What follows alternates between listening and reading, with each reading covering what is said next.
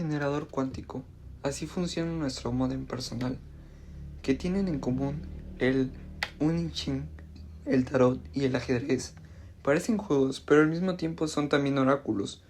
Muchos juegos también, el de la Oca, son una realidad de métodos de adivinación, porque desde la más remota antigüedad trata de atrapar al azar e interpretar que ha sido considerado como un juego, el juego de la vida. No obstante, para la mentalidad cartesientes de hoy, eso de controlar y predecir los cambios que hipotéticamente sucederán en un terreno tan resbalidoso como el futuro, parece un empeño de mentes atrasadas y supersticiosas, y sin embargo justamente a eso se dedica, por ejemplo, el cálculo de probabilidades, aplicado por medio de potentes ordenadores cuyo modo de funcionamiento tiene su origen en el código binario extraído en el I Ching, el más complejo de los oráculos según los descubrimientos de Leibniz.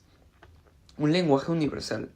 En efecto, la idea del código binario lo obtuvo Leibniz del I Ching, inspirado en el viejo ideal del Mathesis Universalis, es decir, un lenguaje universal capaz de representar la realidad mejor que los lenguajes convencionales, según las antigüedades aportaciones de los cabalistas medievales, en concreto el mallorquín Ramón Lully.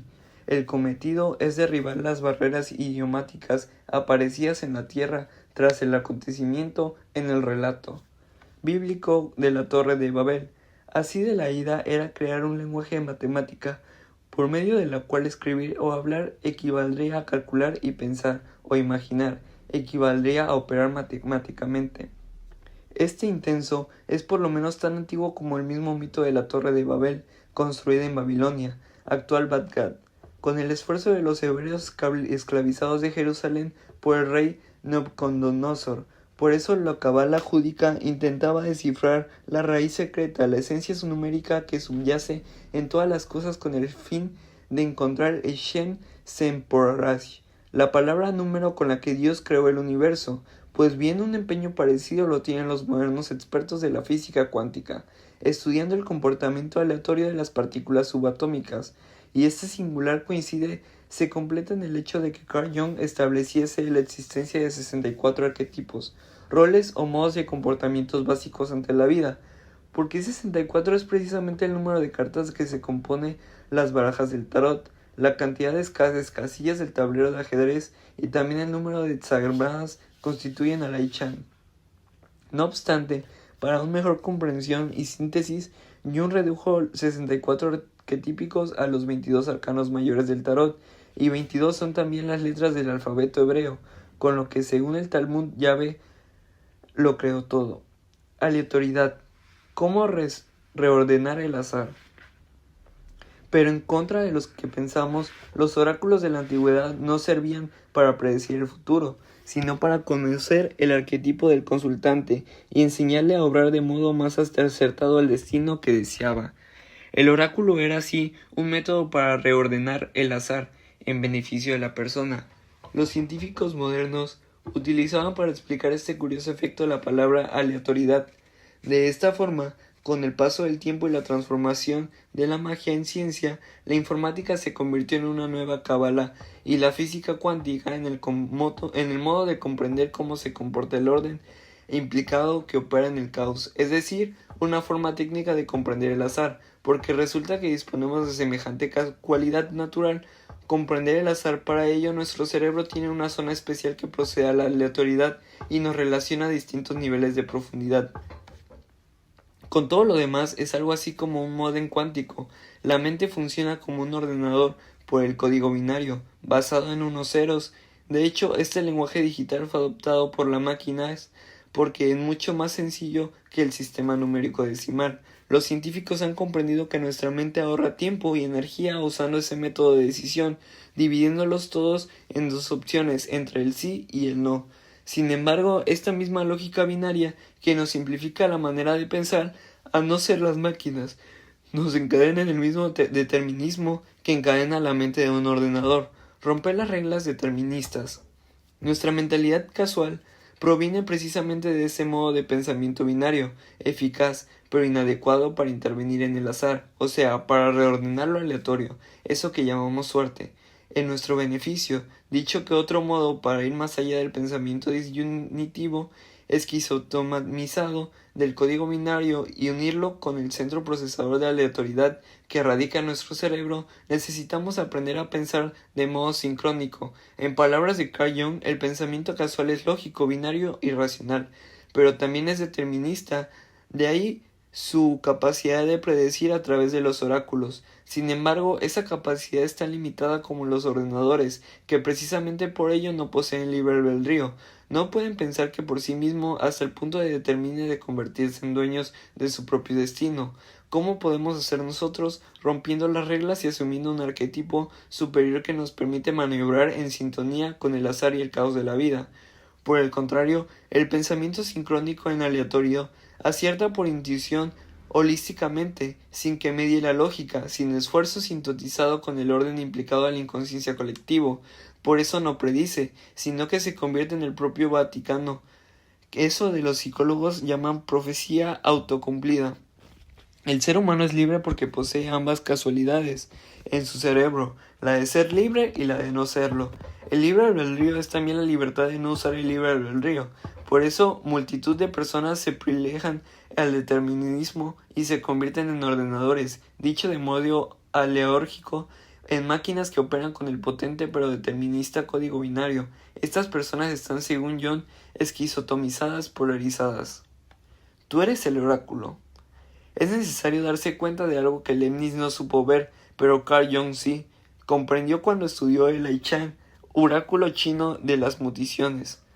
El sistema de hexagramas basadas en binario, en el yin y en el yang, es solo el soporte. El oráculo por sí mismo no tiene poder. Lo que moviliza a la quantum es la persona personal, al arquetipo influenciado por el oráculo. En otras palabras, nosotros somos nuestro propio oráculo. Tenemos dos mentes operando de manera binaria y polar. La mente consciente de la que emane el pensamiento casual y la mente subconsciente que opera de manera sincrónica, unida al orden implicado que subyace el universo cuántico al inconsciente colectivo de Jung o la rueda de Dharma de los orientales. Por eso no debemos ser duales, sino abismales. La integración de los opuestos, la combinación adecuada de ambas mentes, nos conduce por el sendero más adecuado a nuestra vida particular. Los occidentales somos dualistas, mantenemos divididas las dos mentes, incluso menospreciamos la subconsciente y todas sus posibilidades. Por eso nuestra vida es más determinista que otra cosa. Nos movemos a golpes de lógica. Somos cada vez más predecibles y por tanto carecemos de libertad y de la posibilidad de ser y de gobernar nuestro destino y conducirlo hacia donde deseamos. Somos libres, pero no es extraño que nos dé la sensación de que todo ejerce un control opresor sobre nosotros, porque de hecho así es. No arrinconamos voluntariamente a un nivel inferior de capacidad de maniobra y lo conformamos con los dictados que nos pauta el pensamiento casual. Operamos desde arquetipos equivocados, restando poder para decidir y reorganizar las inmensas posibilidades del azar en nuestro beneficio, obrando así la suerte queda excluida de nuestra vida casi al 100%. Somos buenos calculadores pero malos operadores sincrónicos. Perdemos la situación, ignoramos la magia de la vida. Carl Jung comprendió que el oráculo chino de las mutaciones era un sistema sincrónico, porque en él interviene el pensamiento consciente del usuario, casualidad, y la casualidad por medio de lanzar una moneda al aire para que el azar entre también en el juego. Lanzar una moneda en el aire es como lanzar los dados en el juego de la oca. Si ignoramos el azar no podemos avanzar en el juego de la vida, puesto que si el caos es el principio vital del universo, nuestro cerebro está preparado para jugar de dicha forma, con reglas físicas, pero con azar, y ambas cosas bien manejadas nos conducen a una vida más plena. La idea que pretendo trasladarte es que podamos convertirnos en nuestro propio oráculo, construir nuestro futuro en el presente, modificar la realidad. Pero ¿eso es posible dentro del mundo de las leyes físicas que nos han explicado hasta hoy? Los oráculos antiguos dicen que sí, y Jung opina que también. La relación entre dos acontecimientos casuales y distintos no existe, como no existe el futuro escrito en ningún lado. Es el hecho de ver, observar dicha relación lo que modifica la realidad. En ese mismo instante, al hacerlo cambia el comportamiento de las partículas subatómicas que subyacen en el quantum físico, y en ese momento se forma una nueva realidad. Es un hecho real y mensurable. Recuerda lo que descubrió Wolfgang Pauli cuando se asomó en ese microuniverso. El giro spin de las subpartículas atómicas cambia con la mera observación, es decir, con el pensamiento subconsciente. La sincronicidad es subconsciente, es como la realidad virtual, es tangible pero real. Y para Jung todo era sincrónico. Muchas cosas suceden al mismo tiempo y nuestra mente subconsciente está capacitada para relacionarlas y encontrarle sentido y significado. Es el sentido que le damos a la vida, lo que nos hace comportarnos de un modo u otro. De hecho, la vida no significa lo mismo para todos. Cada uno estima el éxito de una forma distinta, como dijo Jung. El zapato que va bien a una persona es estrecho para otra. No hay receta de la vida que vaya bien para todos. Pero de que es verdad del éxito, ¿qué significa ganar en la vida del juego? Existen muchos libros y muchas teorías que ofrecen un patrón más o menos estandarizado del éxito, como si hubiese una fórmula general, y de hecho la hay. Entrenarse es captar las sincronicidades, ampliar las posibilidades que ocurre lo que decíamos, enfocar la manera adecuada del pensamiento, imaginar qué sucede con la debida intensidad.